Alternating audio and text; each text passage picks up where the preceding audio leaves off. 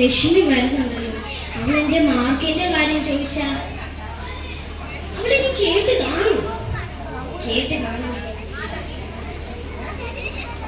ആ അവന്തികേ, എന്തൊക്കെയുണ്ട്? ആ സുഖം. Chess number 24 on stage. നിന്റെ മാർക്ക് അറിഞ്ഞായിരുന്നോ? ഇല്ല, എന്റെ മാർക്ക് അറിഞ്ഞില്ല. നിന്റെ അറിഞ്ഞോ? ഇല്ല, എന്റെ മാർക്ക് അറിഞ്ഞില്ലല്ലോ. നിന്റെ അറിഞ്ഞോ? അതാ ഞാൻ പറ, എന്നിട്ട് ഞാൻ എന്റെ മാർക്ക് പറയാം. ആ ഞാൻ ശ്രദ്ധിച്ചില്ല. ഞാൻ ടീച്ചറിനോട് ചോദിക്കണം. നീ ആദ്യം നിന്റെ മാർക്ക് പറ, ഞാൻ എന്നിട്ട് പറയാം. ടീച്ചറിനോട് ചോദിച്ചിട്ട് ആദ്യം നിന്റെ മാർക്ക് പറ. ആ എനിക്ക് ഫുള്ളുണ്ട്. ഇനി നീ പറഞ്ഞു. അതാ പറഞ്ഞ എനിക്ക് അറിയത്തില്ല. അത് ഞാൻ ടീച്ചറിനോട് ചോദിച്ചിട്ട് പറയാന്നല്ലേ ഞാൻ പറഞ്ഞത്. നാളെ വരുമ്പോ ഞാൻ ഉറപ്പായിട്ടും പറയാം. ആ ശരി. ഇനി അമ്മയോട് ഈ മാർക്കിന്റെ കാര്യം എങ്ങനെ പറയും? അമ്മ എന്നെ അടിക്കുമോ? കഴിഞ്ഞ പ്രാവശ്യം അടിച്ച പോലെ എന്നെ അടിക്കുമോ? എങ്ങനെയാലും ഒന്ന് പറഞ്ഞ. ആ അമ്മയെ എന്റെ മാർക്ക് കിട്ടി. ആ എന്തി ഒന്ന് കാണിച്ചേ. ഇതിനാണോ നിന്നെ ഞാൻ പഠിപ്പിക്കാൻ വിടുന്നത്? അത് പിന്നെ അമ്മേ അറിയാതെ പറ്റിയതാ. ഫോണിലും ടിവിയിലും കുത്തിക്കൊണ്ടിരിക്കുന്ന സമയത്ത് നിനക്ക് പഠിക്കാൻ സമയമില്ല. ആ അമ്മ ഞാൻ ക്ലാസ് കണ്ട ഞാൻ പഠിച്ചതാ സത്യം. പക്ഷെ എനിക്ക് മനസ്സിലാവുന്നില്ല. ആ എന്താ നിനക്ക് മനസ്സിലാവാത്ത? എല്ലാ പിള്ളേർക്കും മനസ്സിലാവുന്നുണ്ടല്ലോ. അപ്പൊ ലക്ഷ്മിക്ക് എത്ര മാർക്കുണ്ട്? അത് നീ ആദ്യം പറ. ലക്ഷ്മിക്ക് ഫുള്ളുണ്ട്. ആ ലക്ഷ്മിക്ക് ഫുള്ളുണ്ട്. അപ്പൊ നിനക്ക് ഫുള്ളില്ല. ബാക്കിയുള്ളവർക്കോ? ബാക്കിയുള്ളവരുടെ കാര്യം എനിക്ക് അറിയത്തില്ല. പക്ഷേ എനിക്ക് ഇത്രേ കിട്ടിയുള്ളു. അമ്മ ഈ പ്രാവശ്യം കൂടെ ക്ഷമിക്കേ.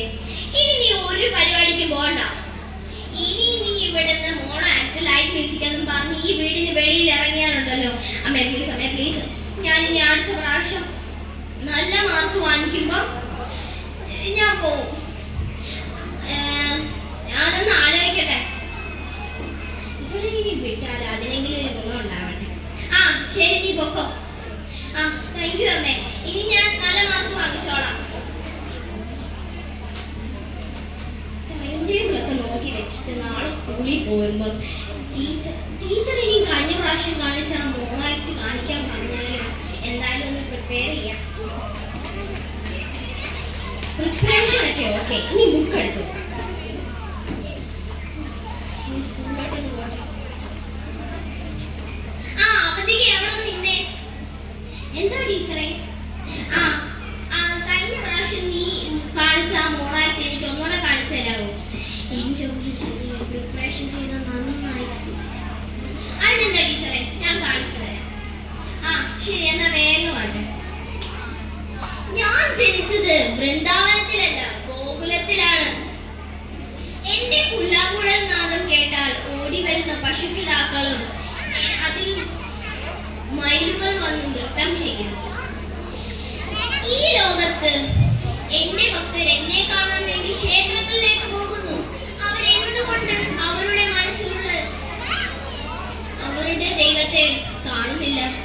അതാണ് എന്റെ സംശയം. ഇക്കാലത്ത് ധർമ്മത്തിന് പകരം അധർമ്മം പഠിപ്പിക്കുന്നു. എന്തുകൊണ്ട്? ധർമ്മം പഠിപ്പിച്ചാലല്ലേ ഈ ലോകത്തുള്ള അവരുടെ മനസ്സിലുള്ള ദൈവങ്ങളെ കാണാൻ കഴിയും. അതെന്താ അവർ മനസ്സിലാക്കാത്തെ? ഇക്കാലത്ത് കണ്ണും മൂക്കും ചെവിയും വായും മറ്റു പല കാര്യങ്ങൾക്കും ചീത്ത കാര്യങ്ങൾക്കും ഉപയോഗിക്കുന്ന ഒരുപാട് മനുഷ്യരുണ്ട്. പക്ഷേ അവർ നല്ല കാര്യങ്ങൾ ഉപയോഗിച്ചാൽ അവർക്ക് അവരുടെ മനസ്സിലുള്ള യഥാർത്ഥ ദൈവത്തെ കാണാം. അല്ലാതെ അമ്പലങ്ങളിലൊന്നും പോയിട്ടല്ല. എല്ലാവരും വിശ്വസിക്കുന്നു ദൈവം തൂണിലുണ്ട്, തുരുമ്പിലുണ്ട്. അവരുടെ മനസ്സിലുള്ള ദൈവങ്ങളെ ആദ്യം അവർ മനസ്സിലാക്കണം. അതിന് നല്ല സ്വഭാവം വേണം. ഭൂമിയിൽ നിന്ന് ഒരു മനുഷ്യൻ എത്രമാത്രം തെറ്റ് ചെയ്യുന്നു അവൻ അത്രമാത്രം ഭൂമിയിൽ വാഴും. പക്ഷെ ഭൂമിയിൽ വാഴുന്നവരല്ല യഥാർത്ഥ ദൈവം. ഭൂമിയിൽ നിന്ന് മണ്ണറിഞ്ഞു പോകുന്നവനാണ് യഥാർത്ഥ ദൈവം.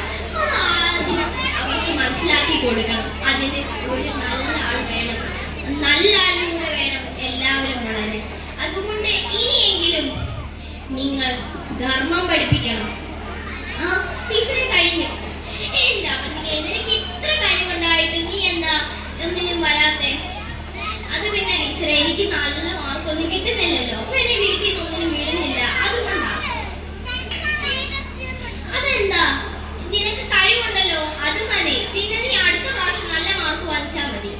ആ ശരി ടീച്ചറെ. നാളെ ഒരു ടെസ്റ്റ് പേപ്പർ ഉണ്ട്, അതിന് നീ പഠിച്ചിട്ട് വരണം. എന്നിട്ട് നല്ല മാർക്ക് വാങ്ങിച്ച് നിന്റെ വീട്ടുകാരെ അത് കാണിക്കണം. ഇനിയും പരിപാടിക്ക് നീ ചേരണം. ആ ടീച്ചറെ, ഞാൻ എൻ്റെ പരമാവധി ശ്രമിക്കാം. ആ ശരി, ശ്രമിക്കണം കേട്ടോ. ടീച്ചർ നാളെ പരീക്ഷ ഉണ്ടെന്ന് പറഞ്ഞു. ഇത്ര പെട്ടെന്ന് പറയുമ്പോൾ എങ്ങനെ പഠിക്കാനാ? പക്ഷേ എന്റെ മോണാച്ചിലുള്ളതുപോലെ ഞാനും നല്ല രീതിക്ക് ചിന്തിച്ചാൽ എനിക്കും പഠിക്കാൻ പറ്റുമല്ലോ. അപ്പൊ ഒന്ന് പഠിച്ചു നോക്കാം. എനിക്കും കഴിവുണ്ടല്ലോ, പഠിച്ചു നോക്കാമല്ലോ. ബാക്കിയുള്ളവരെ എങ്ങനെയാ പഠിക്കുന്നത്? എനിക്കും പഠിച്ചു നോക്കാം. ബാക്കിയുള്ളവർക്ക് ട്യൂഷനും ഉണ്ട്, എല്ലാം ഉണ്ട്. എനിക്കും എല്ലാം ഉണ്ട്. പക്ഷെ ട്യൂഷൻ മാത്രമല്ല, പക്ഷെ എന്നാലും ഞാൻ എന്നെ കൊണ്ട് പറ്റുന്ന പോലെ പഠിക്കാം. ഇത് നാളെ ഇനി ടീച്ചർ ടെസ്റ്റ് പേപ്പറിൽ നല്ല മാർക്ക് വാങ്ങിച്ചാൽ വീട്ടിലുള്ളവരും സ്കൂളിലുള്ളവരും എല്ലാവരോടും നല്ല മാർക്കാണെന്ന് പറയാം. എന്നാ മാത്രമേ അമ്മ ഇനി എല്ലാ പരിപാടിക്കും എന്നെ വിടത്തുള്ളൂ. പക്ഷെ ടീച്ചർ ഇത്ര പെട്ടെന്ന് പറഞ്ഞോണ്ടാ. എന്തായാലും പഠിക്കാം. ഇനി ടൈം ടേബിൾ ഒക്കെ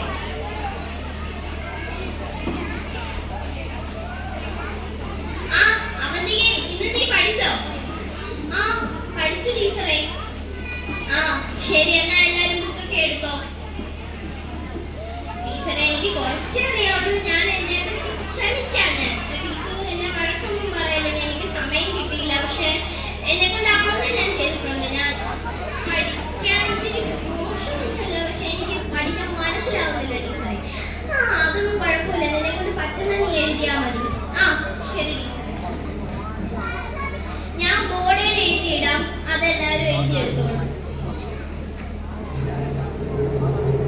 ആ ഇതിലാണ് പരീക്ഷയുടെ ക്വസ്റ്റ്യൻസ്, അപ്പൊ എല്ലാവരും എഴുതിയെടുത്തോ. എല്ലാം അറിയാവുന്ന ക്വസ്റ്റ്യൻസ് ആണെന്നിരിക്കുന്നത്. ഇന്നലെ പഠിച്ച നന്നായി. ആ എന്നാ ടീച്ചറെ? ആ പെട്ടെന്ന് എഴുതി കഴിഞ്ഞല്ലോ. ആ ടീച്ചറെ, എനിക്ക് അറിയാവുന്ന പോലെ എഴുതിയിട്ടുള്ളൂ. എല്ലാം ഇന്നലെ പഠിച്ചുകൊണ്ട് മാത്രം എനിക്ക് ഓർക്കാൻ പറ്റി. ആ ശരി. ആ പിന്നെയാ അവന്തിക്ക് ഒരു കാര്യം പറയാനുണ്ടായിരുന്നു. അടുത്ത ആഴ്ച ഒരു മോണാക്ട് ലൈവ് മ്യൂസിക് അവതരിപ്പിക്കണം കേട്ടോ. ആ ശരി ടീച്ചറെ, ഞാൻ ചെയ്യാം. ആ അപ്പൊ ഞാൻ വീട്ടിൽ പോക്കോ. ഇന്നും അമ്മ ചോദിക്കും പരീക്ഷ ഇട്ടോന്ന്.